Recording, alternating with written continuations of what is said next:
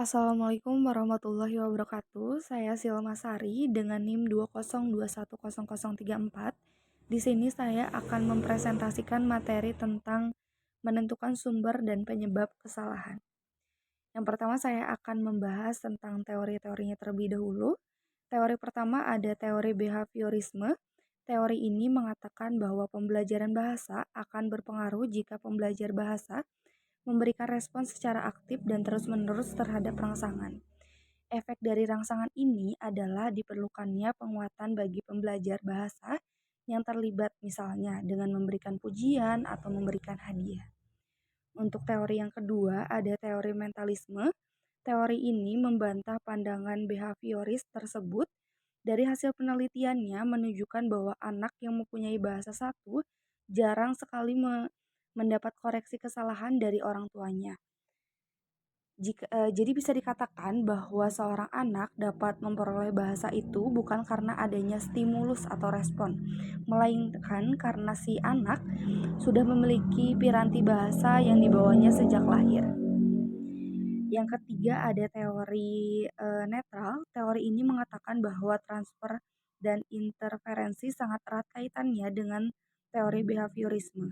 Kesalahan yang terjadi dalam pemerolehan bahasa kedua tidak sepenuhnya disebabkan oleh bahasa pertama pembelajar bahasa kedua. Oleh karena itu, teori netral ini kemudian memperkenalkan teori-teori yang masuk gejala utama tersebut seperti transfer, interferensi, avoidance, dan aspek-aspek lainnya. Selanjutnya ada sumber kesalahan berbahasa. Yang pertama ada kesalahan yang bersumber pada interlingual, maksudnya adalah bahasa kesalahan itu disebabkan oleh adanya kontak antara dua bahasa. Kontak antara dua bahasa akan mengakibatkan adanya transfer. Nah, transfer yang mengakibatkan pembelajaran bahasa semakin mudah dalam pembelajaran bahasa kedua disebut transfer positif. Nah, sedangkan apabila penyebab kesalahan berbahasa kedua mengakibatkan kesulitan disebut transfer negatif. Yang kedua ada kesalahan bersumber pada intralingual, maksudnya adalah bahasa kesalahan pembelajaran bahasa kedua itu disebabkan oleh kerumitan sistem bahasa kedua itu sendiri. Nah, bisa dikatakan karena ketidaktahuan seseorang pembelajar bahasa kedua sangat memungkinkan untuk mengucapkan contohnya seperti kalimat pekerjaan itu adalah merupakan pekerjaan yang sia-sia.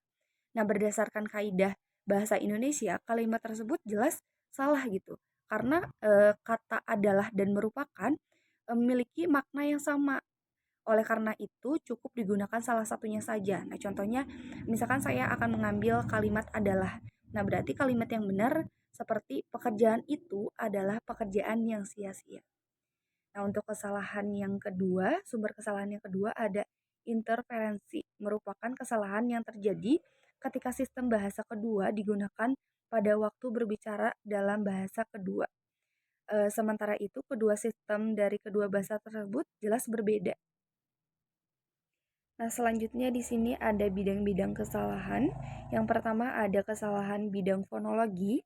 Kesalahan fonologi merupakan kesalahan yang terjadi karena pembelajar bahasa kedua salah dalam hal pengucapan. Kesalahan ini biasanya terjadi dimungkinkan karena si pelajar terinterferensi logat B1-nya gitu, bahasa satunya.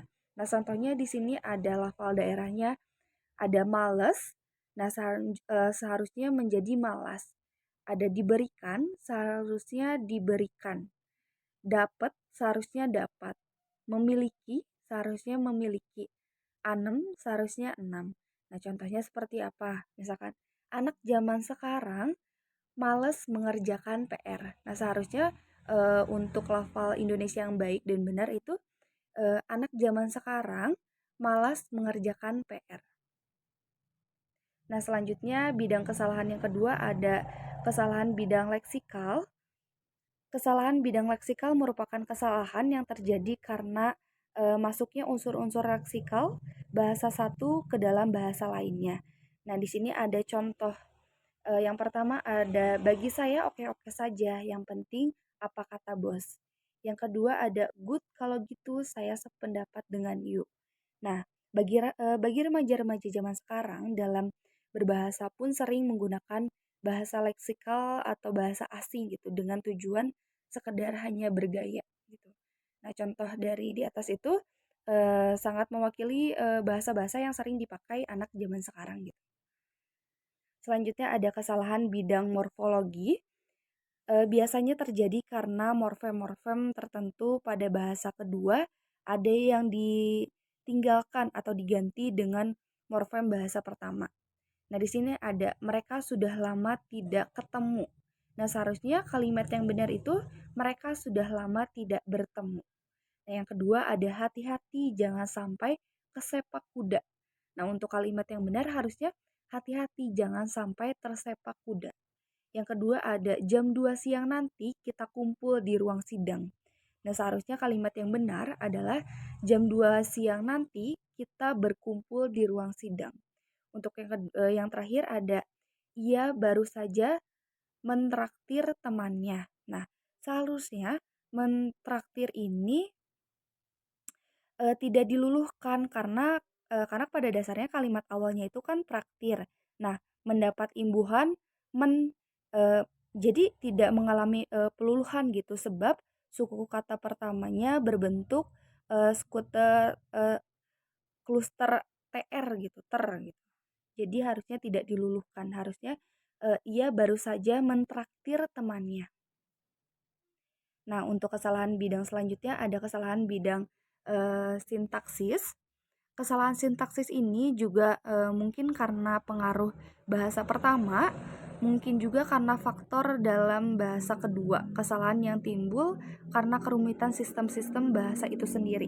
Nah, contohnya di sini ada yang intralingual dulu dalam bahasa di dalam masyarakat Madura mengenal juga dua golongan itu. Nah, diletakkan kata depan di dalam maka fungsi subjek pada kalimat tersebut menjadi tidak benar atau kacau. Nah, seharusnya tulis saja masyarakat Madura mengenal juga dua golongan itu. Cukup langsung masyarakat tidak usah dengan kata depan di dalam. Nah, ada yang contoh yang kedua ada ibu dari anak itu sering sakit. Nah, seharusnya kata daripada itu dihilangkan saja menjadi ibu anak itu sering sakit. Contoh yang ketiga ada rumah di mana ia tinggal sangat luas. Nah, seharusnya eh, kalimat-kalimat kerumitan sistem dalam bahasa itu sendiri yang di dalam itu seharusnya dihilangkan saja gitu menjadi rumah ia tinggal sangat luas seperti itu. Nah, selanjutnya yang terakhir ada sektor pariwisata yang mana merupakan tulang punggung perekonomian negara harus senantiasa ditinggalkan. Nah, harusnya kalimat yang benar itu yang kalimat yang mananya itu dihilangkan saja menjadi sektor pariwisata merupakan tulang punggung perekonomian negara harus senantiasa ditinggalkan. Sekian presentasi dari saya. Maaf bila ada kesalahan ataupun penjelasan yang kurang dimengerti. Wabillahi taufiq wal hidayah. Wassalamualaikum warahmatullahi wabarakatuh.